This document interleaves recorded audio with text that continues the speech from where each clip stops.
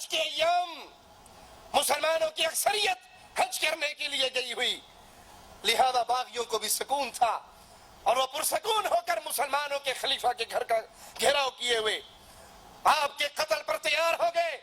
سیدنا عثمان رضی اللہ عنہ وارضاہ کو یہ خبر پہنچ گئی کہ باغی آپ کے خون کے پیاسے ہیں، آپ پھر اپنے گھر کی چھت پہ چڑھتے ہیں۔ سوچئے، ذرا مقارنہ کیجئے، منظر اپنے سامنے رکھیے۔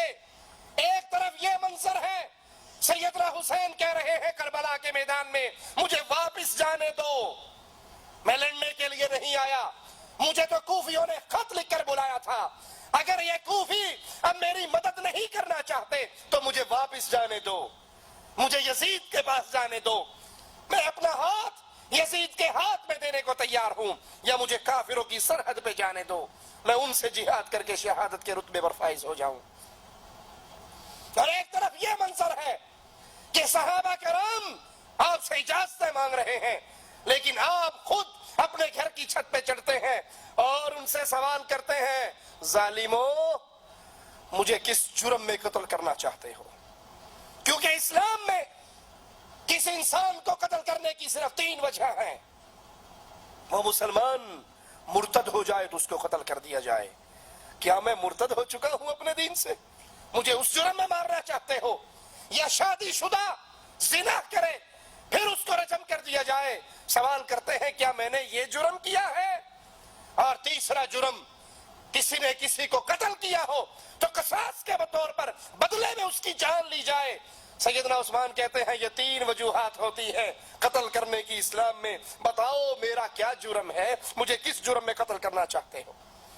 سیدنا عثمان رضی اللہ عنہ وارضاہ اپنے گھر کے اندر قید، نہ کھانا ہے نہ پینا، اور دنوں پہ دن گزر گئے، ایک روایت میں 39 دن اور 40 دن کا بھی ذکر آتا ہے۔ سیدنا علی رضی اللہ عنہ وارضاہ حسن و حسین کو بھیجتے ہیں، جاؤ اے حسن اور حسین اپنے خالو کے دروازے پر پہرا دو، اس کے دروازے کی چوکیداری کرو، جس سے اللہ کے فرشتے بھی حیا کیا کرتے تھے۔ اور علی اپنے بیٹوں سے اتنا پیار کرنے والے، حسن و حسین کو اتنی محبت سے پکارنے والے کہ کہنے والے نے کہا، علی حسن اور حسین کو اتنے ادب سے کیوں بلاتے ہو؟ ہے تو تیرے ہی بیٹے۔ کہا لوگوں میں اپنے بیٹوں کو ادب سے نہیں بلاتا، محمد کے نواسوں کو ادب سے بلاتا ہوں۔ اتنی محبت حسن سے اور حسین سے، اور آج حسن و حسین امام مظلوم سیدنا عثمان کے دروازے پر پہرا دینے کے لیے کھڑے ہیں۔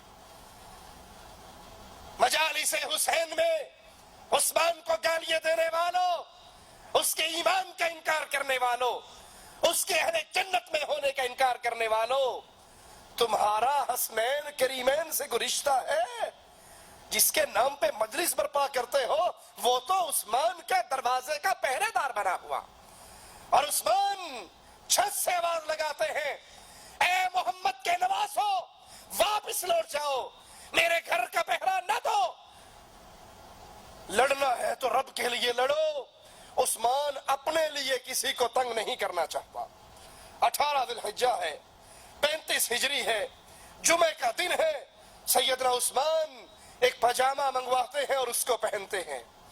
انہوں نے نہ زمانہ جاہلیت میں نہ زمانہ اسلام میں کبھی اس پاجامے کو پہنا، لیکن اس دن خاص طور پہ پاجامہ منگوا کر پہنتے ہیں اور کہتے ہیں آج رسول اللہ صلی اللہ علیہ وسلم کی خواب میں زیارت ہوئی تھی، وہ عثمان جو بھوک اور پیاس کے اندر نیت سے روزے رکھا کرتا تھا اور نیت سے افطار کر لیا کرتا تھا، وہ عثمان جس کے گھر میں افطاری کے لیے پانی تو درکنار نمک بھی نہیں تھا، جو نیت سے سحری کرتا تھا، نیت سے افطاری کرتا تھا مظلومیت کی حالت میں۔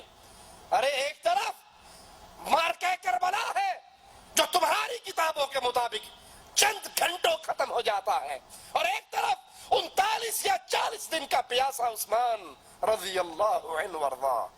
کہا آج امام الانبیاء خواب میں آئے تھے، ابو بکر و عمر بھی ساتھ تھے، اور کہا تھا عثمان آج کے روزے کی افطاری تو میرے پاس آ کر کرے گا، آج تو افطاری میرے پاس آ کر کرے گا۔ ادھر باغیوں نے امام مظلوم کے گھر پہ حملہ کیا، گھر کے دروازے پر حسن بن علی، عبداللہ بن زبیر، محمد بن طلحہ اور کچھ اور نوجوان پہرے پر تھے۔ وہ ان باغیوں سے لڑتے رہے، ان کے وہم و گمان میں بھی نہ تھا، ان کے ذہن میں تھا کہ باغی اپنے مطالبات پیش کر کے کچھ دن یہاں قیام کر کے واپس لوٹ جائیں گے۔ ان کے وہم و گمان میں نہ تھا کہ بغاوت کی یہ تحریک یہودیوں کے ایجنٹ عبداللہ ابن سبا نے برپا کی ہے، اور آج تک اس عبداللہ ابن سبا کی ناجائز اولاد صحابہ کے خلاف بغاوت کی تحریک برپا کرتے ہوئے نظر آتی ہے۔ جہاں صحابہ کو گالیاں پڑھتے ہوئے دیکھو گے، گالیاں دینے والے عبداللہ ابن سبا یہودی کے ایجنٹ ہوں گے۔ انہیں یقین نہیں تھا کہ باغی اس حد تک بڑھ جائیں گے۔ باغیوں نے عثمان کے گھر پہ حملہ کیا، حسن بن علی، عبداللہ بن زبیر، محمد بن طلحہ ان باغیوں سے لڑتے ہیں اور عثمان کے دروازے تک کسی کو پہنچنے نہیں دیتے، اور چار باغی ساتھ والے گھر کا سہارا لے کر دیوار پھلانگ کر سیدنا عثمان رضی اللہ عنہ وارضاہ کے گھر میں داخل ہو جاتے ہیں۔ عثمان جو روزے سے ہیں، عثمان جو قرآن کی تلاوت کر رہے ہیں، عثمان جو خلیفۃ المسلمین ہیں، جن کی مدد کرنے کے لیے ہزاروں تلواریں تڑپ رہی ہیں، کب عثمان اجازت دے اور اس کے دشمنوں کو قتل کر دیا جائے؟ اور وہ عثمان کہہ رہا ہے مدینے کے اندر میں خون بہتا ہوا نہیں دیکھ سکتا۔ حالت سیام قرآن کی تلاوت کر رہے چار باغی دیوار کو پھلانگتے ہیں، سیدنا عثمان رضی اللہ عنہ وارضاہ کے گھر میں داخل ہو جاتے ہیں۔ امیر المؤمنین کی زوجہ سیدہ نائلہ کہتی ہے عثمان تیرے دشمن آج تو گھر کی دیواروں کو پھلانگ کر اندر آ چکے ہیں، تیری جان کے در پہ تیرے خون کے پیاسے آج تیری چادر چار دیواری کو بھی اپنے قدموں کے نیچے رون چکے ہیں۔